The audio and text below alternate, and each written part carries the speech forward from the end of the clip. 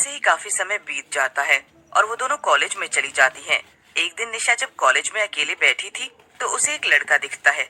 निशा को वो लड़का बहुत ज्यादा पसंद आता है, मगर वो जानती थी कि कोई भी लड़का उसे पसंद नहीं करेगा। वो उस लड़के को देख ही रही थी कि अचानक से वसुधा उस लड़के के पास आ खड़ी हो जाती है और वो दोनों एक ये देखकर निशा का खून और ज्यादा खौल जाता है। वो अपने घर चली जाती है। ये सब कुछ उस वसुधा की वजह से ही हो रहा है। मैं उसे नहीं छोड़ूंगी। मैं उससे बदला जरूर लूंगी। उसकी वजह से सारा गांव मेरा मजाक उड़ाता है। उसने मेरा फायदा उठाया है। वो कभी मेरी दोस्त थी ही नहीं। मेरा तो जीना मरना अब एक बराबर है। मैं अपने आप को खत्म कर लूंगी और सचमुच ही एक बेहद डरावनी चुड़ैल में बदल जाऊंगी। फिर मैं उस वसुधा से बदला लूंगी। निशा ये सोचते हुए खुद को एक चाकू से मार लेती है और एक भयंकर और डरावनी चुड़ैल में बदल जाती है। अब आएगा ना मजा। मगर अब आखिर में ऐसा क्या करूं जिससे उस वसुधा से बदला ले सकूं।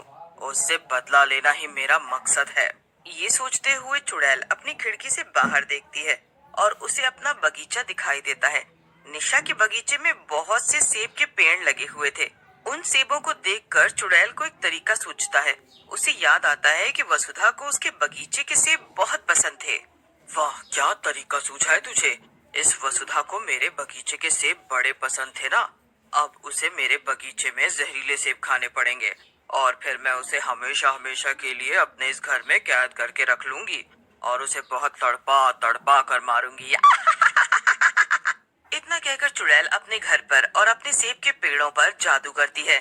उसके बगीचे के सभी सेब जहरीले बन जाते हैं।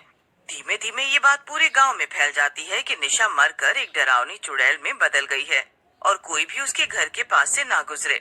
जब वसुधा को इस बारे में पता चलता है तो वो परेशान हो जाती है। अगर ये निशा सचमुच में चुड़ैल बन गई है तब तो ये मुझे ही सबसे पहले मारना चाहेगी। नहीं, ऐसा लगता है मुझे उसके पास जाकर फिर से अच्छा बनने का नाटक करना चाहिए। वो तो है ही बेवकूफ। कौन सा वो मरने के बाद समझदार हो जाएगी। पर सबसे पहले इस अमन को बेवकूफ बनाती हूँ। वसुधा रोते हुए उस लड़के अमन के पास जाती है। अमन, निशा बुरी नहीं है। पता नहीं लोग क्यों कह रहे हैं कि वो एक चुड़ैल में बदल गई है। मुझे उसके घर जाकर देखना पड़ेगा अमन कि आखिर माजरा क्या है। नहीं वसुधा, तुम्हें नहीं जाना चाहिए। वो घर अब खतरे से खाली नहीं। वहाँ चुड़ैल है, चुड़ैल। और वो निशा तो पहले से ही चुड़ैल लगती थी। सारा गांव उसे भयंकर चुड़ैल कहकर ही तो। अमन की ऐसी बातें सुनकर वसुधा को गुस्सा आ जाता है। वरना मैं तुम्हारी मम्मी पापा को सब बता दूंगा। फिर वो तो तुम्हें कॉलेज भी नहीं आने देंगे। ये सुनकर वसुधा अमन से झूठ बोल देती है। अच्छा ठीक है, मैं वहाँ नहीं जाऊंगी। लेकिन कॉलेज की छुट्टी होते ही वसुधा चोरी छिपे निशा के घर जाने के लिए निकल जाती है। ये गधा अमन तो मेरे किसी भी काम नहीं आया। अब मुझे खुद ही कुछ करना पड़ेगा। अगर मुझे अपनी जान बचानी है तो इतना रिस्क तो लेना ही पड़ेगा ना। निशा जैसे ही वसुधा के घर पहुंचती है वो उसका घर देखकर हैरान रह जाती है। हे भगवान, ये निशा का घर तो वाकई किसी भूतिया घर से कम नहीं लग रहा। पता नहीं अंदर क्या चल रहा है। मुझे तो बहुत डर लग रहा है। वसुधा घर के अंदर चली जाती है। अंदर चुड़ैल थी, लेकिन वसुधा के आने की वजह से उसने निशा का रूप ले रखा था। वसुधा निशा को देखकर भ्रम में पड़ जाती है। उसे लगता है लोगों ने झूठी कहानियां फैला रखी थी और निशा एकदम ठीक थी।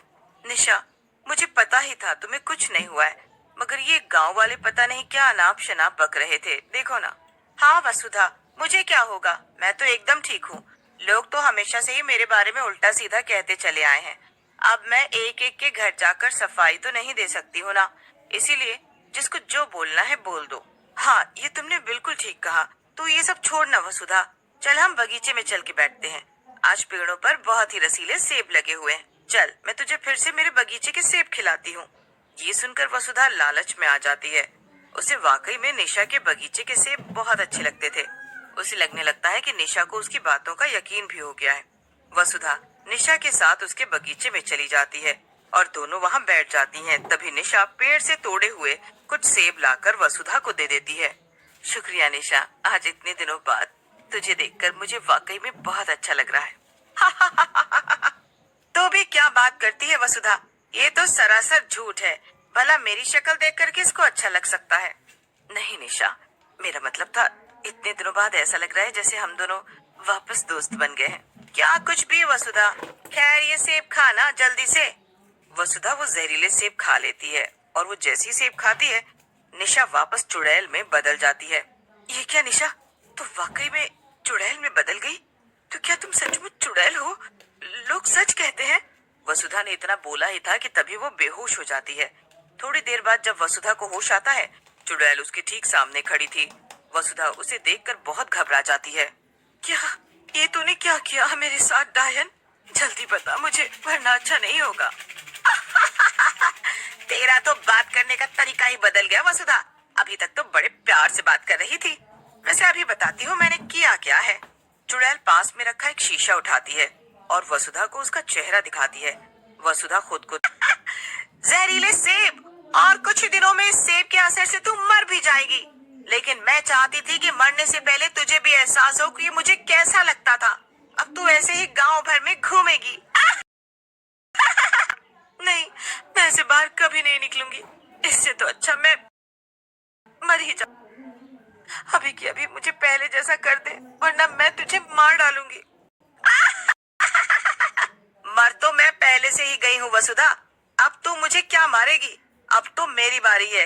अब जो कुछ भी करूंगी वो मैं करूंगी।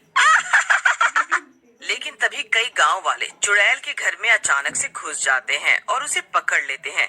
दरअसल चुड़ैल के खौफ के कारण लोगों ने एक बड़े तांत्रिक को बुलवाया था। ये